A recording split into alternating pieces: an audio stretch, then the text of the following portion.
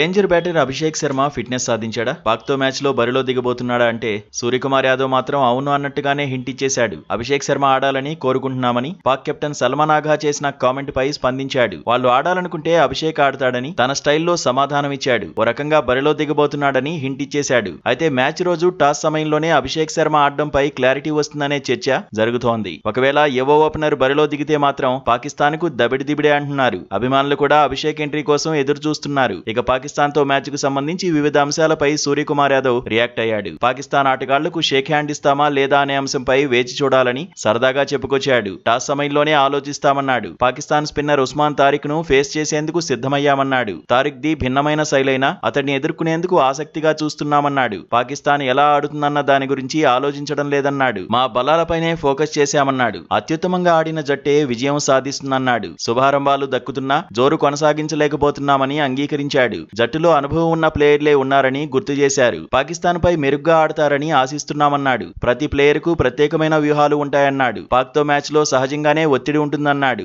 మరో మ్యాచ్ గా భావించే కొలంబోలో బరిలో దిగుతామన్నాడు. రెండు జట్ల మధ్య ద్వైపాక్షిక సిరీస్లు నిర్వహించాలన్న నిర్ణయం తన చేతుల్లో ఉండదన్నాడు. మరోవైపు కొలంబోలో తుది జట్టు ఎలా ఉంటుందన్నది ఇప్పుడు ఆసక్తి రేపుతోంది. ఓపెనర్ గా అభిషేక్ ఎంట్రీ ఇస్తే సంజు శాంసన్ బెంచ్ కే పరిమితం అవుతాడు. మరో ఓపెనర్ గా ఇషాన్ కిషన్ బరిలో దిగుతాడు. వన్ డౌన్ లో తిలక్ ఎలాగూ ఉంటాడు. ఆ తర్వాత సూర్యకుమార్ యాదవ్ బరిలో దిగుతాడు. 5వ స్థానంలో హార్దిక్ పాండ్యా కీలకం కాబోతున్నాడు. శివం దుబే, అక్షర్ పటేల్ కూడా జట్టులో ఉంటారు. బ్యాటింగ్ లో డెప్త్ కోసం రింకును టీమిండియా ఆడిస్తోంది. ఒకవేళ మార్పు చేయాలనుకుంటే రింకు స్థానంలో వాషింగ్టన్ సుందర్ ను జట్టులోకి తీసుకునే ఛాన్స్ కనిపిస్తోంది. స్పెషలిస్ట్ స్పిన్నర్ గా వరుణ్ చక్రవర్తి గ్యారంటీగా బరిలో దిగుతాడు. కుల్దీప్ ను కూడా జట్టులోకి తీసుకోవాలనుకుంటే హర్షదీప్ సింగ్ బెంచ్ కే పరిమితం అవుతాడు. అప్పుడు బుమ్రాతో పాటు పేస్ బౌలింగ్ బాధ్యతలను హార్దిక్ పాండ్యా, శివం దుబే పంచుకుంటారు. మొత్తంగా తుది జట్టు ఎలా ఉంటుందనేది ఇప్పుడు హాట్ టాపిక్ అవుతోంది.